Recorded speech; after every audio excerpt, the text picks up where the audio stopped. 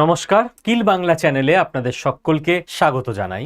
বাংলাদেশ কার্যত লোডশেডিং এর ফলে অন্ধকারে ডুবে আছে এবং বাংলাদেশের এনার্জি মিনিস্টার ভারতের কাছে অফিসিয়ালি সাহায্য চাইছে বাংলাদেশকে এই পরিস্থিতি থেকে রক্ষা করার জন্য। দুটো ব্যাপারে আমাদের এই আলোচনাটা করতে হচ্ছে। নাম্বার ওয়ান, বাংলাদেশে লোডশেডিং কেবল লোডশেডিং নয়, এটা একটা বড় সমস্যা, এনার্জি ক্রাইসিসের ফলে তৈরি হয়েছে। কাজেই বাংলাদেশের এনার্জি ক্রাইসিসকে আমাদের বুঝতে হবে। কেন আমাদের বুঝতে হবে? তার কারণ বাংলাদেশ সরকার আমাদের থেকে হেল্প চাই। তো হেল্প করার আগে আমাদের তো বুঝে নেওয়া দরকার যে অ্যাকচুয়ালি কি ঘটছে না ঘটছে, এবং দুটো দেশের যে সম্পর্ক সেটাও ডিপেন্ড করছে অনেকগুলো প্যারামিটারের ওপর। তার মধ্যে একটা বড় প্যারামিটার এটা যে বাংলাদেশ ভারতের থেকে বিপদের দিনে সাহায্য চাইছে, পাকিস্তানের থেকে চাইতে যাচ্ছে না। তো চলুন গোটা ব্যাপারটা এবার একে একে বুঝে নেওয়া যাক। দেখুন, প্রথম আমাদের যেটা বুঝতে হবে সেটা হচ্ছে বাংলাদেশের কন্ডিশনটা কি এই মুহূর্তে লোডশেডিং এর দিক থেকে। বাংলাদেশে লাস্ট কয়েকদিন ধরে গ্রামের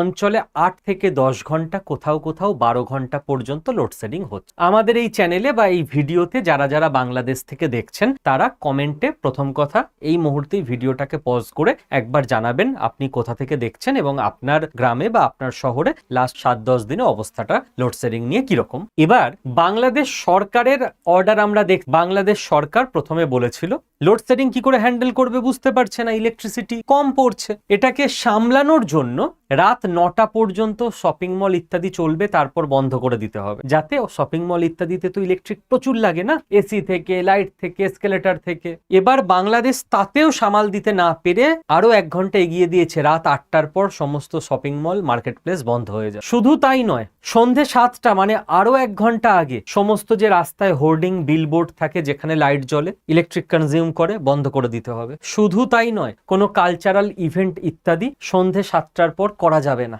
যাতে করে রাতের দিকে লোডশেডিং আটকানো যায়, বা আটকানো তো সম্ভব নয়, কিছুটা কমানো যায় এবং মানুষের বাড়িতে রেসিডেন্সিয়াল প্লেসে যে ইলেকট্রিসিটির দরকার সেটা যাতে সাপ্লাই দেওয়া যায়। কাজেই একটা দেশ জোড়া যখন এইরকম ঘোষণা হচ্ছে যে রাত 8টার পর shopping mall, market place open থাকতে পারবে না, ইলেকট্রিসিটি বাঁচাতে হবে, আমরা বুঝতে পারি যে সেই দেশটার কতটা পিঠ থেকে গেছে এনার্জির দিক। নাম্বার ওয়ান, বাংলাদেশের কন্ডিশন আশা করি আমি ক্লিয়ার করতে পারলাম। এবার নাম্বার টু, আমাদের বুঝে নিতে হবে মেন ইস্যুটা। এই যে ঘটনাটা ঘটছে, যারা খবরের কাগজ পড়েন অত তলিয়ে দেখার দরকারও নেই, তারা ঘটনাটা সেটা জেনে থেমে যেতে পারেন। কিন্তু আমাদের চ্যানেলে যেহেতু ইউপিএসসি যারা পড়াশোনা করে অফিসার হওয়ার জন্য তারা মেনলি ভিডিও দেখে, তো তোমাদের পরীক্ষায় উত্তর লিখতে হবে যে কেন হচ্ছে, তো কেনটা তোমাদের জানতে হবে। বাকি আপনারা যারা পরীক্ষার্থী নন কিন্তু আমাদের চ্যানেল ফলো করেন তারাও জেনেই নিন। হচ্ছে মূলত 3টে কারণে। কি কি কারণ? নাম্বার ওয়ান, এই যে বাংলাদেশে ইলেকট্রিসিটি জেনারেট হয়,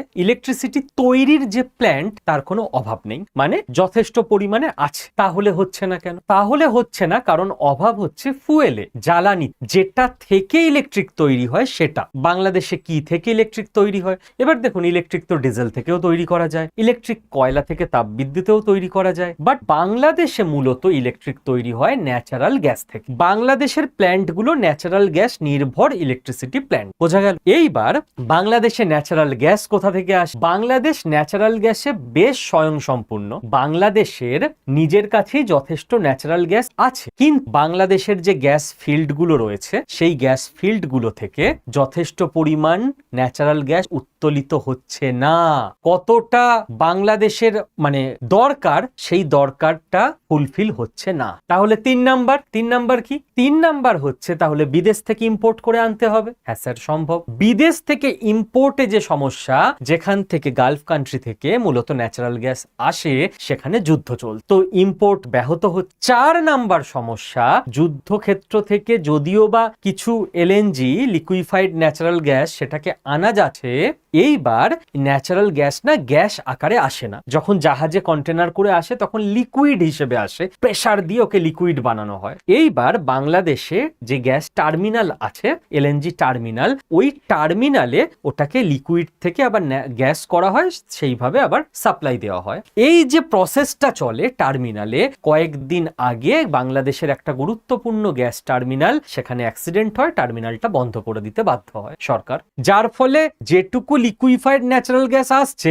সেটাকে ব্যবহার উপযোগী করে তোলা যাচ্ছে। 5ই আগস্ট আগস্ট এই টার্মিনালটাকে যদিও খোলা হয়েছিল, পুরোপুরি কাজ করছে না টার্মিনাল। এবং 5 number, last but not the least, last problem হলো এই মুহূর্তে বে অফ বেঙ্গলের ওয়েদার খুব খারাপ। আপনি বলবেন ওয়েদারের সঙ্গে কি সম্পর্ক? ওয়েদারের সঙ্গে সম্পর্ক হচ্ছে যে জাহাজগুলো করে এলএনজি এসছে পোর্টে, বন্দরে, সেই এলএনজি কে আনলোডিং করা যাচ্ছে না ওয়েদার খারাপ থাকার কারণে। তাহলে সমস্যা একটা নয়, সমস্যা 5। বোঝা গেল? এবার আপনি বলবেন স্যার এত ঝামেলায় গিয়ে লাভ নেই, কয়লা দিয়ে ডিজেল দিয়ে তৈরি করে নিক না ইলেকট্রিক। যে প্ল্যান্টগুলোকে তৈরি করা হয়েছে গ্যাস নির্ভর করে, সেটাকে রাতারাতি কয়লার প্ল্যান্টে বদল করা যায় না, তার জন্য বছর লেগে যাবে তার টেকনোলজি চেঞ্জ করতে। তো ওই সলিউশন তো রাতারাতি সম্ভব নয়। ভারতে কয়লার প্ল্যান্ট আছে, তাই কয়লা দিয়ে তাপবিদ্যুৎ তৈরি হয়। বাংলাদেশ মূলত ন্যাচারাল গ্যাস নির্ভর বিদ্যুৎ এতদিন বানিয়ে। মেন ইস্যু বোঝা গেল। এবার আমরা ডেটা দেখে নিই, কারণ পরীক্ষার খাতায় তথ্য দিতে হবে, ডেটা একদম সেখানে সঠিক হওয়া চাই, তাই তো? যুক্তির সঙ্গে তথ্যও চাই। বাংলাদেশে 12ই আগস্ট মানে গত পরশুদিন রাত 8টার হিসেব আমি বলছি, প্রতি ঘন্টা পার আওয়ার, প্রতি ঘন্টা 2745 মেগাওয়াট বিদ্যুতের ঘাটতি রয়েছে। 2745 মেগাওয়াট প্রতি ঘন্টায় ঘাটতি। এটা কবেকার হিসেব? 12ই আগস্ট রাত 8টার। এবং এই ঘাটতি বাড়ছে, সেটা আমরা কি করে বুঝছি? 6ই আগস্টের ঘাটতি ছিল 335 মেগাওয়াট, 7ই আগস্টের ঘাটতি ছিল 740 মেগাওয়াট। এরপর হঠাৎ করে লাফিয়ে লাফিয়ে 2000 মেগাওয়াটের ওপর চলে গেছে এই ঘাটতিটা। পরিস্থিতি খারাপ হচ্ছে, ভালো হচ্ছে না। এবার বাংলাদেশে এই যে টোটাল ন্যাচারাল গ্যাস দরকার, যেটা থেকে ইলেকট্রিক হয়ে এইসব ঘাটতি মিটবে, সেটা হচ্ছে ডেলি দরকার 3800 million cubic feet per day. এটা দরকার 3800, যেটা দিয়ে ইলেকট্রিক তৈরি হবে। বাংলাদেশে আসছে কত ডেলি? 21, প্রায় অর্ধেক। দরকারের অর্ধেক যদি আসে তো প্রবলেম ভবিষ্যতে মিটবে কি করে? প্রবলেম তো আরো বাড়বে। এর মধ্যে বাংলাদেশের নিজস্ব যে গ্যাস ফিল্ড গুলো বললাম, সেখান থেকে আসছে মাত্র 1630, আর ওই যেগুলো বিদেশ থেকে আনা হচ্ছে সেগুলো থেকে আসছে 410। ওই মোটামুটি মিলিয়ে 2021 মতো পৌঁছাচ্ছে। বোঝা গেল প্রবলেমটা কোথা থেকে হচ্ছে। Logic clear, data clear, condition clear. এবার বুঝতে হবে এর ইম্প্যাক্ট কি আছে। দুটো মূল ইম্প্যাক্ট রয়েছে। প্রথম হচ্ছে সোশ্যাল আনরেস্ট, মানুষ ক্ষিপ্ত হয়ে যাচ্ছে। মানুষের বেসিক চাহিদা যদি না মেটে, তাহলে কিন্তু মানুষ রাস্তায় নেমে আসে। বেসিক চাহিদার মধ্যে আজকের দিনে ইলেকট্রিসিটি নিডেড। আজকের দিনের মানুষ প্রত্যেক দিন ফ্যান চালিয়ে, এসি চালিয়ে, লাইট জ্বালিয়ে অভ্যস্ত, টিভি দেখে। আজকে যদি ঘন্টার পর ঘন্টা ইলেকট্রিক না থাকে, তার সে রাতে ঘুমোতে পারবে না। আপনি বলুন স্যার আগে তো মানুষ ইলেকট্রিসিটি ছাড়াই ঘুমোতো। মানুষ অভ্যস্ত ছিল ওইভাবে, মানুষ অভ্যাসের দাস। তো মানুষের জীবন দুর্বিষহ হয়ে যাচ্ছে।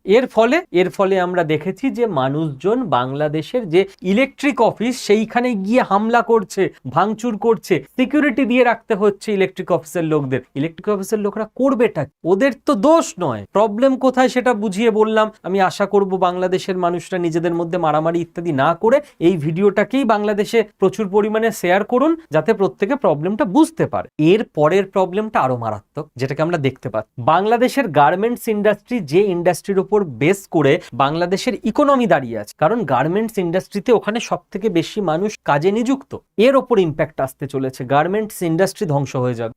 কারণ গার্মেন্টস ইন্ডাস্ট্রি চলবে কি করে যদি আপনার ইলেকট্রিক না থাকে? এবার যদি কাজ না করতে পারে লেবাররা ইলেকট্রিসিটির অভাবে, ডেডলাইন ম্যাচ হবে না। একের পর এক টেন্ডার যেখান থেকে নেওয়া হয়েছে, সেখানে নির্দিষ্ট সময় জামা কাপড় পৌঁছেই দিতে পারবে না বাংলাদেশ। এই যে গুডউইল নষ্ট হয়ে যাবে, ভবিষ্যতে টেন্ডার পাওয়া যাবে না। টেন্ডার না পাওয়া গেলে একের পর এক কলকারখানা বন্ধ হয়ে যাবে। কলকারখানা বন্ধ হয়ে গেলে মানুষের রুটি রুজি চলে যাবে, কারণ মানুষ ওখানে চাকরি করে খেত। তো একটা বৃহত্তর ইকোনমিক প্রবলেমের দিকে বাংলাদেশ এগিয়ে চলেছে, ইলেকট্রিসিটি যদি না দ্রুত প্রবলেম সলভ করতে পারে বাংলাদেশ। বোঝা গেল?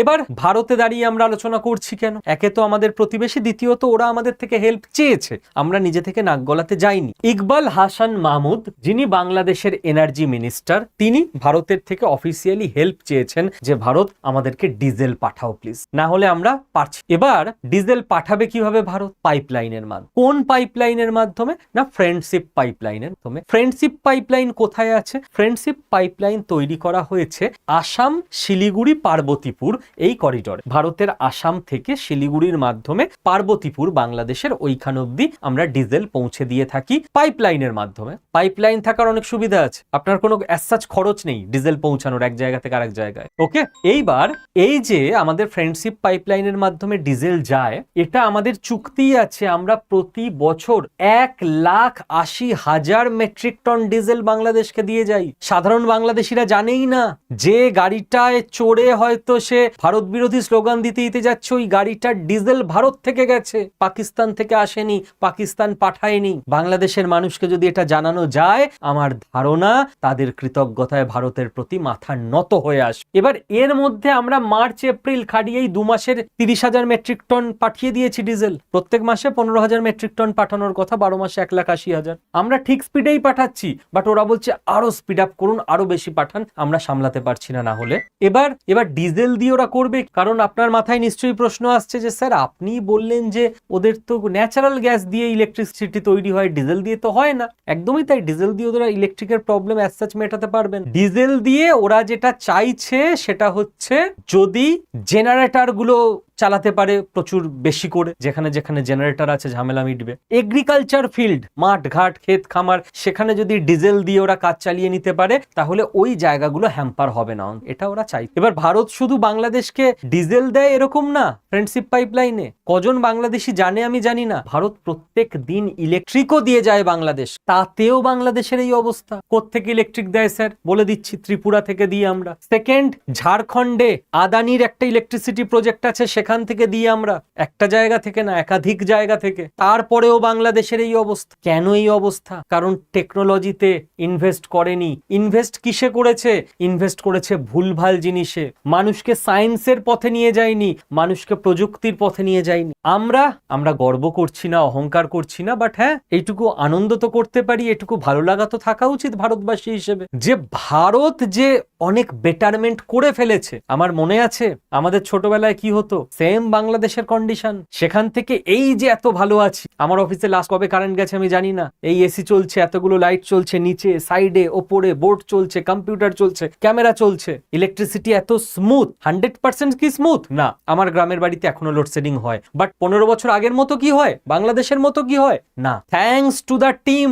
ইন্ডিয়াতে যে টিম লাস্ট এতগুলো বছর ধরে এই মারাত্মক অ্যাচিভমেন্টকে অ্যাচিভ করেছে, বৃষ্টির আগে ছাতা ধরলে অনেক সময় ছাতার গুরুত্ব বোঝা যায় না, তো আমরা এত স্মুথলি এত রিল্যাক্সে থাকি বলে না আমরা বুঝতে পারি না আমরা কতটা বেটার ইনফ্রাস্ট্রাকচার বানিয়ে ফেলেছি। এটুকু কৃতজ্ঞতা আমাদের দেশের ওই টিমের প্রতি যারা করে গেছে থাকা উচিত। যারা যারা আপনারা ইলেকট্রিসিটি ডিপার্টমেন্টে আছেন, ডিরেক্টলি ইনডিরেক্টলি কোনোভাবে যুক্ত ছিলেন, আপনাদের সকলকে প্রণাম আমার তরফ থেকে। আপনারা আমাদের দেশের এই ইনফ্রাস্ট্রাকচার বানিয়েছেন। আমি জিজ্ঞেস করছিলাম গুগলকে যে বাংলাদেশ আর ভারতের এনার্জি কম্প্যারিজন করো তো, এরকম কি ব্যাপার যে বাংলাদেশের প্রচুর এনার্জি লাগে ওই জন্য ওরা সামলে উঠতে পারছে না, ভারতের বেশি লাগে না ওই জন্য ভারতে উদ্বৃত্ত রয়েছে? না, এই দেখুন এনার্জি কম্প্যারিজন আমি দেখিয়ে দিচ্ছি আপনাকে। এনার্জি কম্প্যারিজন বুঝবেন নিজে পড়াশোনা করে, কারোর কথায় বিশ্বাস করবেন না। বাংলাদেশে লাগে এইটুকু 118.06 TWH, ভারতে লাগে এই এতটা 1845.92 TWH, মানে একসঙ্গে দেখা পর্যন্ত যাচ্ছে না একটা স্ক্রিনে, এইখানে শেষ হয়ে যাচ্ছে বাংলাদেশ, ভারতের এই এতটা লাগে। আমি ভাবছিলাম যে আচ্ছা এরকম কি ব্যাপার যে ভারতে বেশি লোক, বড় দেশ বলে বেশি লাগছে, দেখি তো না, তাই নয়। এই দেখুন এখানে ডেটা, প্রত্যেক মানুষ পিছু ভারতে লাগে 1460, বাংলাদেশ সেখানে 604-এ চালিয়ে নেয়। মানে আমাদের লোক বেশি তো আমাদের বেশি লাগবে, এটা ঠিক, কিন্তু আমাদের প্রত্যেকজন লোকও বাংলাদেশের একজন লোকের থেকে ডবলের বেশি ইউজও করে। আমরা এতটা ইলেকট্রিসিটি কনজিউম করি তাও আমাদের দেশ চালিয়ে যাচ্ছে। তার কারণ মূল এইখানে, সেটা হচ্ছে, এবং আমাদের গ্রিড দেখুন, আমরা 256.1 গিগাওয়াট যে আমাদের পিক ডিমান্ড সেইটাকে ক্রস করে গেছি, বাংলাদেশ সেখানে 16.5 গিগাওয়াট পিক অপারেশনাল ক্যাপাসিটি এখনো অবধি বানাতে পেরেছে। তার কারণ বাংলাদেশ রিনিউয়েবলে 2 থেকে 3.5%, আর আমরা 300 গিগাওয়াট পার করে ফেলেছি। নিজেদের অ্যাচিভমেন্ট প্রত্যেক ভারতবাসী একটু গর্বিত হন। সারাদিন তো কোথায় কি ভুল হচ্ছে খুঁজে বেড়াচ্ছেন, আরে ভুল থাকবে, ভুলকে ঠিক করতে করতেই এগিয়ে যেতে হবে। আমার দেশের ভুল আমরা ঠিক না করলে কি পাকিস্তানিরা এসে ঠিক করবে? বাট যেটা ঠিক করে ফেলছি সেটা সেলিব্রেশনও করুন, পজিটিভিটি ছড়ান সবার মধ্যে। দেখবেন আমি আর সোলার নিয়ে কথা বলি না, 2 মাস আগে অবধি লাগাতার কথা বলে গেছি। কেন বলি না জানেন তো? সোলার ইকোসিস্টেম তৈরি হয়ে গেছে, আর ওটা নিয়ে কিছু বলতে হবে না। আমাকে একজন হোয়াটসঅ্যাপ করেছিলেন, আমি সেই স্টোরি বলছি, অনেক ছবি টবি পাঠিয়ে, ধন্যবাদ ধন্যবাদ স্যার, প্রণাম দিয়ে আমি বললাম কে আপনি, কি অনেকগুলো পাওয়ার মানে সোলার প্ল্যান্টের ছবি টবি ওই যে ইয়েগুলো থাকে ছাদে বসায়, বলছে না আপনার কথায় অনুপ্রাণিত হয়ে আমি সোলার বসিয়েছি, অনেক চেষ্টা করে আপনার হোয়াটসঅ্যাপ নাম্বার জোগাড় করে তাই ছবি পাঠালাম। পা একজনকে তো অনুপ্রাণিত করতে পেরেছি, ব্যাস আমার জীবন সাফল। এবং ওই একজন বাড়িতে বসালে উনি যখন চায়ের দোকানে গল্প করবেন 2 মাস পর, বিল টিল থেকে বেঁচে গেছি ভাই, অনেক কম বিল আসে, ওই টাকাটা সাশ্রয় হচ্ছে, বাকি 5 জন তো এমনিই বসিয়ে নেবে। এবার আমি নেক্সট মিশনে চলে যাচ্ছি। সোলার মিশন আমার ডান। আমার নেক্সট মিশন, ভারত বাংলাদেশ দুটো দেশের মানুষকেই বলছি এআই শিখুন, আর্টিফিশিয়াল ইন্টেলিজেন্স। 15 বছর আগে কম্পিউটার যখন আসছে, 15-20 বছর আগে অনেকেই ভেবেছিল দূর আমার জীবনে আর লাগবে না। যারা যারা ভেবেছিল তারা ছিটকে গেছে। যখন ফোন এসছিল আমার মনে আছে আমার মাই বলেছিল আমি এসব এই স্মার্টফোন পারবো না, আমার এসব দরকার নেই। দিয়ে এখন গ্যাস বুকিং করতে গেলেও ফোনই লাগে। আমি বলি কি শিখবে তো, গ্যাস বুকিংটা তো করতে হবে। আমার বাবা সব শিখে নিয়েছে, ফোন থেকে কিভাবে কি করতে হয় রোজ শিখছে, এখনো তো শিখতে আপনি বাধ্য। ফোন বা কম্পিউটার তো 15 বছর বা 10 বছর লেগেছে, আর্টিফিশিয়াল ইন্টেলিজেন্স 3 বছর লাগবে, 2 থেকে 3 বছর, গোটা পৃথিবী বদলে দেবে। আপনার ব্যবসা সেটা হতে দেব না আমি, তার আগেই আপনাকে আমি আপডেটেড করে নেব। যারা যারা শিখবে না বন্ধ হয়ে যাবে, কিছু করার নেই, কম্পিটিশনে টিকতে পারবে না ব্যবসা। যারা এআই ইন্টিগ্রেট করে নেবে ব্যবসায়, সে রেস্টুরেন্ট হোক কিংবা কাপড়ের দোকান হোক, এমন ভাবে তার সেলস মার্কেটিং এগোবে। আপনি চাকরি টিকিয়ে রাখতে পারবেন না যদি এআই না জানেন, কারণ আপনার কলিগরা এআই এর মাধ্যমে এত বেটার কাজ করে দেবে। নতুন চাকরি পাওয়া তো বাচ্চারা ভুলে যাও যদি এআই না জানো। তো আমার নতুন মিশন ভারত বাংলাদেশ দুটো দেশের জন্যই, এবং দুটো দেশেরই প্রসেস আজকে আমি দেখিয়ে দেবো হ্যাপিলি। স্বাধীনতা দিবসের ঠিক প্রাক মুহূর্তে বাংলাদেশের পেমেন্ট সিস্টেম আমরা ইনঅগারেট করে দিয়েছি, নিজেরা করে নিতে পারবেন, আমি দেখিয়ে দেবো। তার আগে বলে দিই যে কেন এই সুযোগ ছাড়া উচিত না। স্কিল বাংলার তরফ থেকে আমরা যে অনলাইন এআই প্রোগ্রাম চালু করছি, এই 16ই আগস্ট থেকে আগামী পরশু দিন থেকে ফ্যাকাল্টি সোহিনী ম্যাম ভারতবর্ষের অন্যতম বেস্ট ফ্যাকাল্টি, 20 বছরের ইন্ডাস্ট্রি এক্সপেরিয়েন্স। কোনো থিওরিটিক্যাল ফ্যাকাল্টিকে আমরা দিয়ে ক্লাস করাচ্ছি না আপনাদের, যে থিওরি শিখিয়ে দিল আপনার জীবনে আর কোনো কাজে এলো না। বাংলা ভাষায় ক্লাস, হিন্দি বা ইংরাজিতে নয়, অনলাইন মোডে ক্লাস, বাড়িতে বসে কোথাও আসতে হবে না, লাইভও পাবেন, রেকর্ডেডও পাবেন। টাইমিংও আবার দেখুন, উইকেন্ড ইভিনিং, শনি রবি ইভিনিং, যে টাইমে সব থেকে বেশি মানুষের পক্ষে ক্লাসটা করা সম্ভব। আর কি চাই আমাদের তরফ থেকে? সিলেবাস এমন ভাবে বানানো হয়েছে, সেলসে চাকরি করুন, মার্কেটিং এ চাকরি করুন, ব্যবসা করুন, কন্টেন্ট রিসার্চ করুন, ডাক্তার থেকে উকিল, স্টুডেন্ট থেকে শুরু করে টিচার, আপনি যেই হন না কেন আপনার এই কোর্সটা কাজে লাগবে। এআই ইউজ করে কি করে আপনার প্রফেশনে বেটারমেন্ট করা যায় সেটা এখানে আপনাকে শিখিয়ে দেওয়া হবে। প্র্যাকটিক্যাল হাতে কলমে শেখার জন্য এই কোর্সের মধ্যে মিনি প্রজেক্ট বা অ্যাসাইনমেন্টও থাকবে। আইআইটি ম্যাড্রাসের সার্টিফিকেট পাবেন। আর ফিজ সারা ভারতে মনে হয় সব থেকে কম, 6250। বাকি জায়গায় তো 1 লাখ টাকার নিচে এই ফিচার্স দিতে পারবে না। আর যেখানে কম টাকায় হয়ে যাবে সেখানে না তো আইআইটির সার্টিফিকেট পাবেন, আর এমন শিখবেন ওই শেখাটা দিয়ে কোনো কাজে আসবে। একটাই কথা বলবো, জানেন আপনারা, নতুন করে বলার কিছু নেই, নতুনদের জন্য বলছি। পুরনোরা জানেন এআই কোর্সের জন্য কতদিন আপনারা অপেক্ষা করেছিলেন। স্কিল বাংলায় সিট লিমিটেড থাকে, 2 দিন পর পর সিট বেড়ে যায় না আমাদের এখানে। এতদিন ধরে আমাকে ফলো করছেন, যেই মুহূর্তে সিট ফুল, ব্যাচ ফুল, হাজার অনুরোধেও আমরা একজনকেও ভর্তি নিই না। আবার হবে 7 মাস 8 মাস পর বা 1 বছর পর, যদি হয়তো, তারও কোনো গ্যারান্টি নেই। ডিজিটাল মার্কেটিং কবে ভর্তি হয়েছিলেন? লাস্ট নভেম্বর মাসে, পরের নভেম্বর আসতে চলেছে, আর কোনো ব্যাচ নেই। সম্ভব নয় আমরা যে কোনো ফ্যাকাল্টিকে দিয়ে ক্লাস করিয়ে দিই না, তো এই সুযোগ হারাবেন। প্রথমে পুরো নিজেরা কি করে ভর্তি হবেন আমি দেখিয়ে দিচ্ছি। বাংলাদেশের যারা আছেন, ভারতের যারা আছেন, এই মুহূর্তে ভর্তি হয়ে নিন। আপনি ভিডিওটা যখন দেখ, সিট যেই মুহূর্তে ফুল হয়ে যাবে ভর্তি ক্লোজ। সেটা 14ই আগস্ট হতে পারে রাতের মধ্যে, 15ই আগস্ট হতে পারে। বাংলাদেশের যারা আছেন তারা কি করবেন দেখে নিন, পুরো দেখিয়ে দিচ্ছি আপনাদের, ঠিক আছে? আমাদের এই ভিডিওর নিচে, তারপরে ইন্ডিয়াদের দেখাচ্ছি, আমাদের এই ভিডিওর নিচে পিন কমেন্টে বাংলাদেশের মানুষজনের জন্য একটা লিংক দেওয়া থাকবে। এই যে কোন লিংকটা আমি দেখিয়ে দিচ্ছি, ওকে? পিন কমেন্টে একটা লিংক দেওয়া থাকবে, লিংক হচ্ছে এইটা, ঠিক আছে? হলো, এই লিংকে আপনি ক্লিক করবেন, skillbangla.adda247 বলে দেওয়া থাকবে। যেই ক্লিক করলেন এইটা চলে এলো adda247 স্কিল বাংলার পেজ। এখানে লেখা আছে বাংলাদেশের জন্য সঠিক এআই গাইডেন্স। দেখতে পেয়েছেন আশা করি, এবং আপনাদের দেশের ম্যাপ সহ।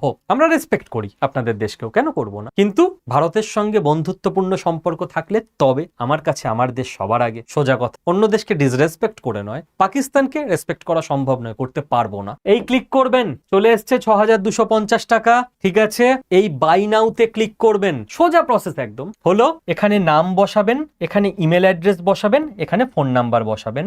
নাম আমি বসিয়ে দিলাম শুভদীপ বিশ্বাস, আমার ইমেল অ্যাড্রেস দিয়ে দিলাম। ফোন নাম্বার এখানে বাংলাদেশের তো 1 দিয়ে শুরু হয়, আমি কিছু একটা দিয়ে দিলাম 1 থেকে 0 অবধি 10 ডিজিটের। আপনি আপনার ফোন নাম্বারটা দেবেন। প্রসিড টু পেমেন্ট করবেন। প্রসিড টু পেমেন্ট করলে আপনার কাছে এটা চলে আসবে, ঠিক আছে। এইবার আমি এখানে আর কিছু করতে পারবো না, কারণ আমি বাংলাদেশে নেই, আমার কাছে আর এটা ওপেন হবে না। ওকে, আপনি এখানে যেই কনফার্ম করবেন, আপনার না 6250-এর একটু বেশি দিতে হবে আপনাদের বাংলাদেশি টাকায়, ভারতীয় রুপিতে না। একটু বেশিটা হচ্ছে ওই ট্রানজাকশন ফিজ, ওই 6400 আশেপাশে কিছু হয়ে যাবে, তার একটু কম বা বেশি, ঠিক আছে। আপনি কনফার্ম করবেন। নগদ আর বিকাশ দুটো অপশন আসবে। নগদ আপনাদের যে সিস্টেম, সেই সিস্টেমের সঙ্গে আমরা করে ফেলেছি পুরো, আপনাদের বিকাশ সিস্টেমের সঙ্গে আমরা এখনো করে উঠতে পারিনি। তো নগদ না থাকলে আপনি নগদ ইনস্টল করে নিন নিজের ফোনে, ঠিক আছে। কিংবা অন্য কারোর আছে নগদ চেনা পরিচিত, তার থেকে আপনি পেমেন্ট করে দিতে পারেন। খালি ওই যে নাম, ইমেল আইডি, ফোন নাম্বার যেটা দিলেন ওটা পুরোটা আপনার হবে।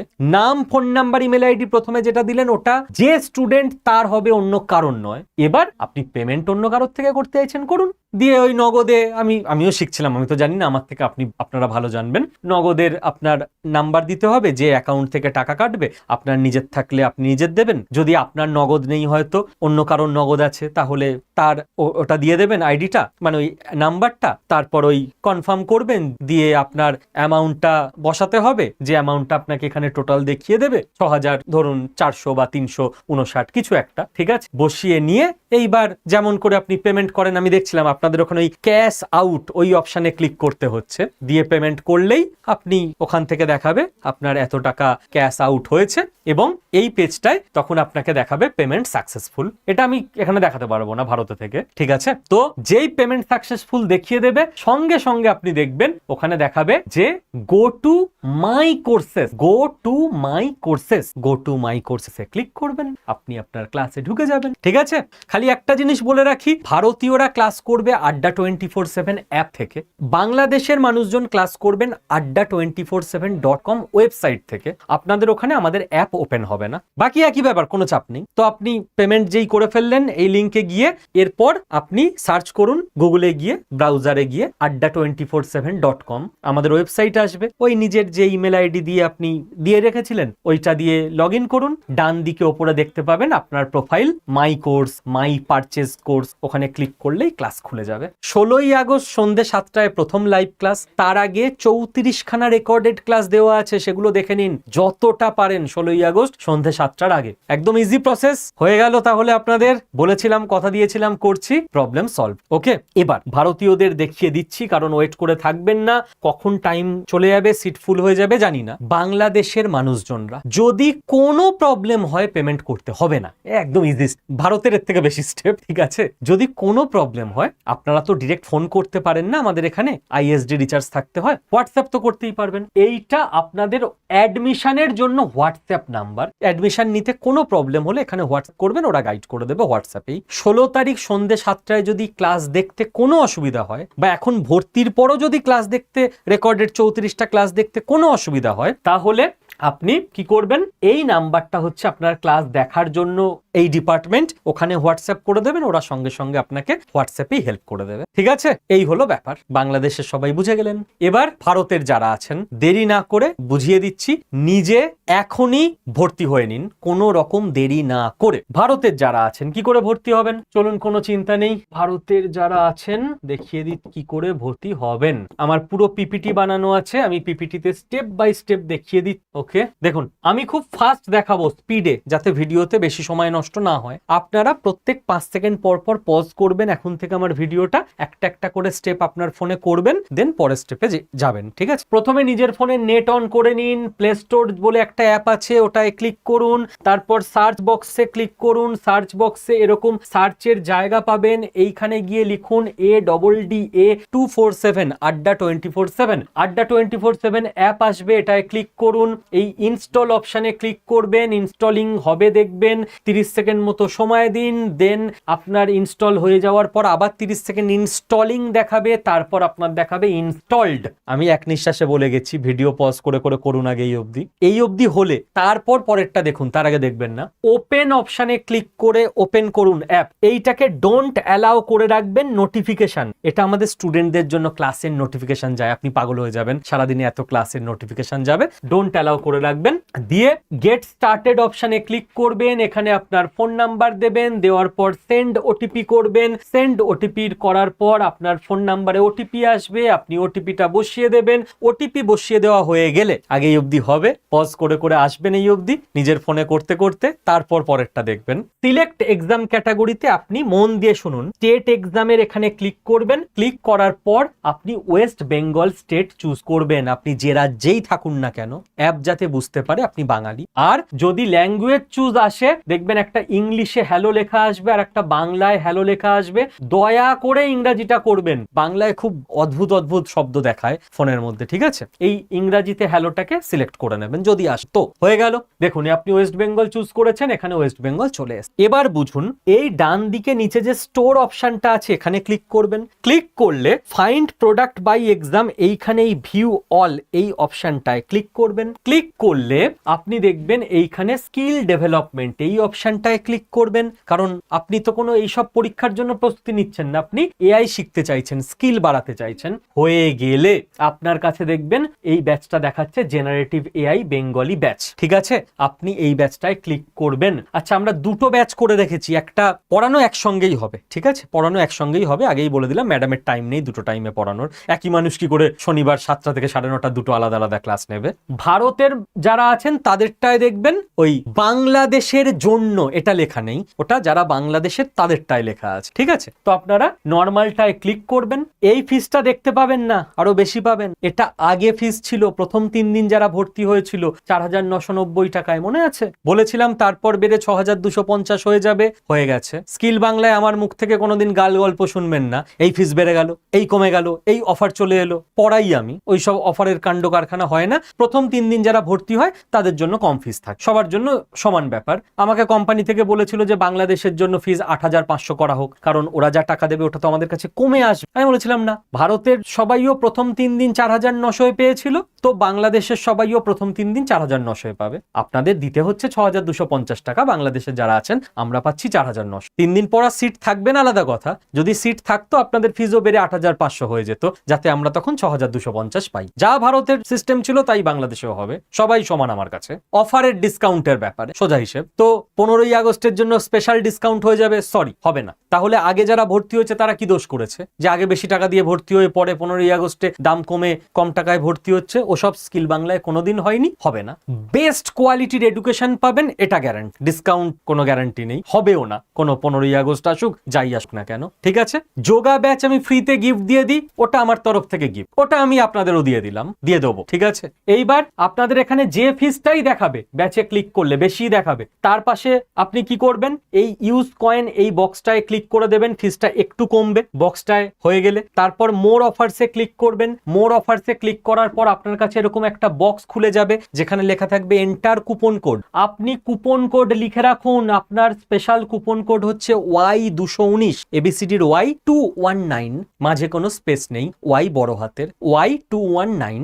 এই পাশের অ্যাপ্লাই বাটনটায় যেই অ্যাপ্লাই করবেন দেখবেন আপনার ফিস কমে গেল। এখানে লেখা ছিল 6,185, কমে 4,810 হয়ে গেছে। আপনার ক্ষেত্রে এখানে অনেক বেশি লেখা থাকবে, এখন এটা কমে ফাইনালি হবে 6,200 নিচে। যদি Y219 দিয়ে এখানে অ্যাপ্লাই করেন 6,200 নিচে হয়ে যাবে, ঠিক আছে? আচ্ছা, এবার বাই নাউতে ক্লিক করবেন, এরকম একটা আসবে, আবার বাই নাউতে ক্লিক করবেন। হয়ে গেলে এবার আপনি যাতে পে করবেন, আপনার এখানে দেখাবে 6,200 নিচে, কত দেখাবে এক্স্যাক্ট বলতে পারছি না, কারণ লাখ ভালো থাকলে 6,000-এও হয়ে যাবে, 5,990-এও হয়ে যেতে পারে। 6,200 নিচে আমি ধরুন ইউপিআই তে পেমেন্ট করব, এটাকে ক্লিক করে এটায় পে এত করব। তারপর ধরুন আমি ফোন পেতে পে করব, ইউপিআই এর মধ্যে ফোন পে সিলেক্ট করে কন্টিনিউ করব, যেই ওটিপি দেব টাকা পেমেন্ট হয়ে যাবে, আমি ভর্তি হয়ে গেলাম। ঠিক বাংলাদেশের মানুষরা ভর্তি হওয়ার পর কি করে ক্লাস দেখবেন বলে দিয়েছি। ভারতের যারা আছেন, যারা এখনই ভর্তি হলেন হলেন, সঙ্গে সঙ্গে আপনিও ক্লাস দেখতে পাবেন। কি করে ক্লাস দেখবেন? ভর্তি হওয়ার পর আপনি মাই কন্টেন্টে চলে আসবেন।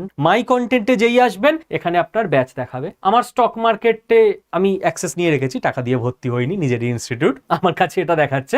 আপনার কাছে এখানে এআই দেখাবে। আপনি এখানে যেই ক্লিক করবেন, এই সাবজেক্ট ওয়াইজ ক্লাস বলে দেখাবে। দেখবেন এক জায়গায় 24টা কম্পিউটার ক্লাস দেওয়া আছে, এক জায়গায় 10টা দেওয়া আছে, 34টা বেসিক ক্লাস। তারপর তো আগস্টের 16 তারিখ সন্ধ্যে 7টা থেকে লাইভ ক্লাসগুলো হবে, ওখানে তখন ক্লিক করলেই আপনি ক্লাসে জয়েন করে যেতে পারবেন। ঠিক আছে, ইমিডিয়েট করুন, যেভাবে বুঝিয়ে দিলাম। বাংলাদেশেরই হোক ভারতেরই হোক, কারোর কোনো প্রবলেম থাকার কথা নয়, যদি থাকে। কারণ ইমিডিয়েট করুন একটা কারণেই বললাম। 16ই আগস্ট বলতে আসবেন, স্যার আমার তো একটা চান্স দিন, আমি তো ভেবেছিলাম পরে ভর্তি হব, সিট ফুল হয়ে গেলে পারবেন না ভর্তি হতে। ভারতের যারা আছেন, যদি ভর্তি হতে কোনো সমস্যা হয় অ্যাডমিশনের জন্য, আপনারা এই নাম্বারে কল করে নেবেন। আপনাদের তো আর হোয়াটসঅ্যাপ করার দরকার নেই, আপনারা কল করে নেবেন। বাংলাদেশের জন্য দুটোই হোয়াটসঅ্যাপ। ক্লাস করতে যদি কোনো প্রবলেম হয়, তাহলে আপনারা হোয়াটসঅ্যাপ করে নেবেন। ক্লাস করতে কোনো প্রবলেম হলে যে ডিপার্টমেন্ট সাপোর্ট দেয়, তারা পুরো হোয়াটসঅ্যাপে অ্যাক্টিভ, তাদের কল করতে হবে না, বাংলাদেশেরই হোক ভারতেরই হোক। আর ভর্তি হতে প্রবলেম হলে ভারতের জন্য এই নাম্বারে কল করে নিন, আর বাংলাদেশের জন্য এই নাম্বারে হোয়াটসঅ্যাপ করে নিন। আশা করি টোটালটা বুঝিয়ে দিতে পেরেছি। অল দ্য ভেরি বেস্ট, আর স্বাধীনতা দিবসের অগ্রিম অনেক অনেক শুভেচ্ছা সকলকে। জয় হিন্দ।